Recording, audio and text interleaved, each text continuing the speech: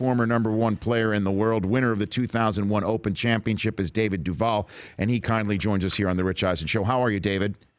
Wonderful, wonderful. Thanks for having me. Are you kidding me? Thanks for making this call.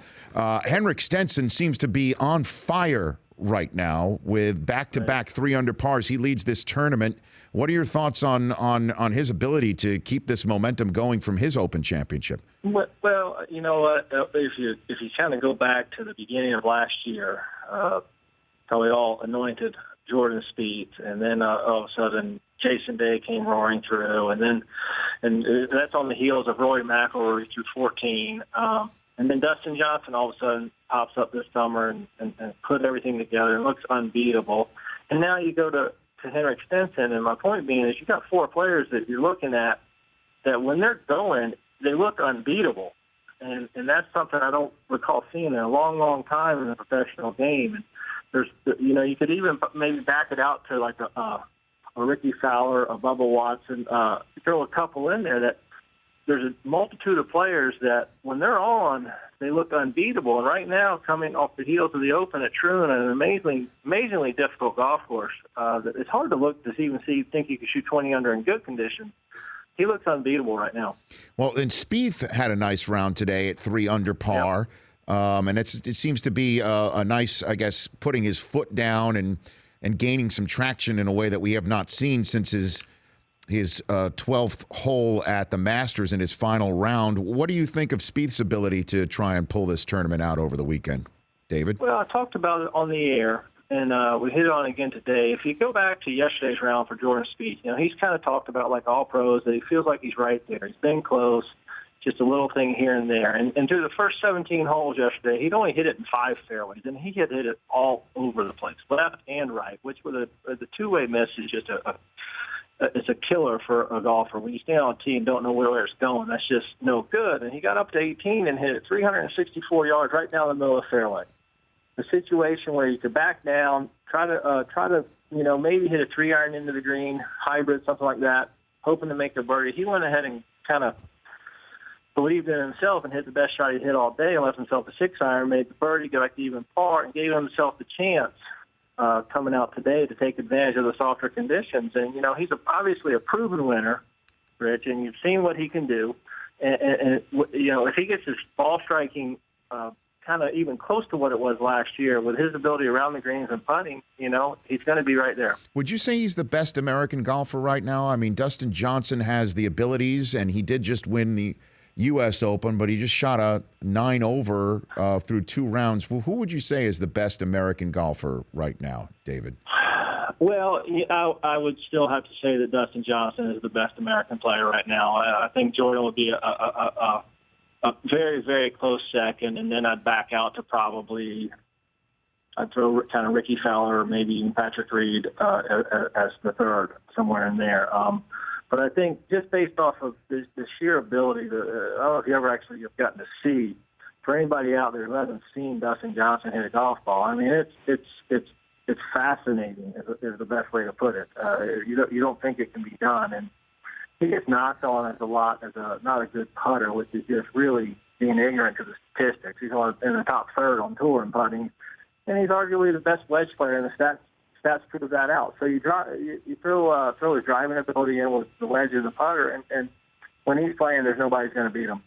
David Duval, Golf Channel's David Duval, former #1 player in the world, 11-time top 10 finisher in major championships, joining me here on the Rich Eisen Show. So much chatter about Tiger, David, because it's the first year he's missed all 4 majors. He's 40, and a lot of chatter that we'll just never see him again play anywhere close to the abilities that he had, let alone maybe win again. What are your thoughts on the subject?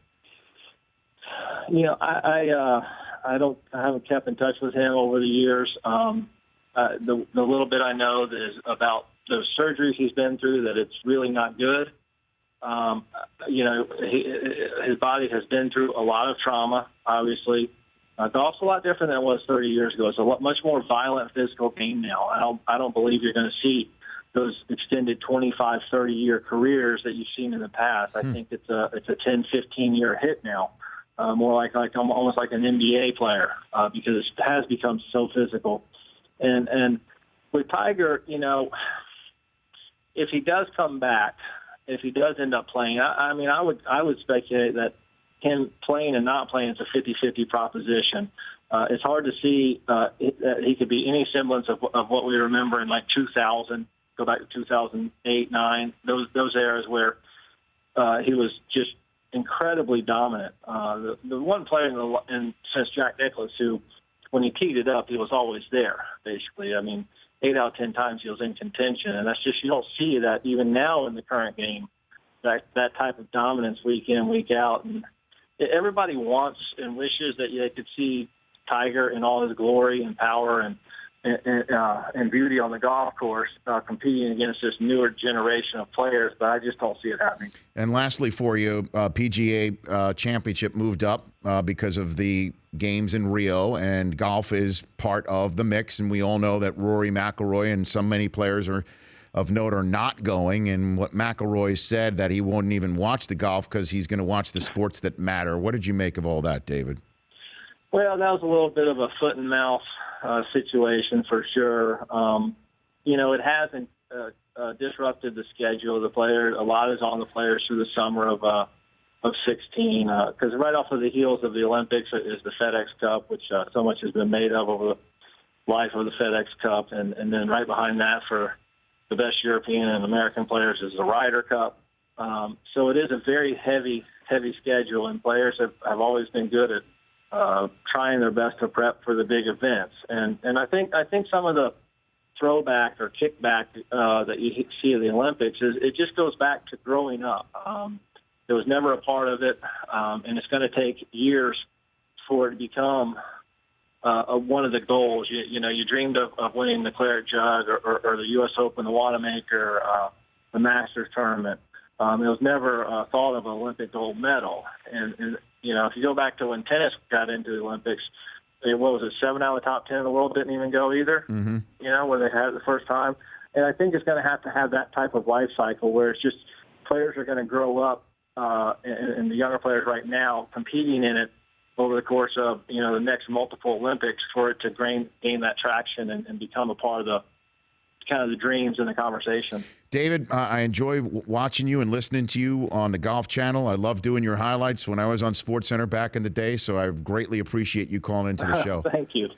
I appreciate it very much. You bet. That's David Duval. The Rich Eisen Show, weekdays at noon Eastern on Audience.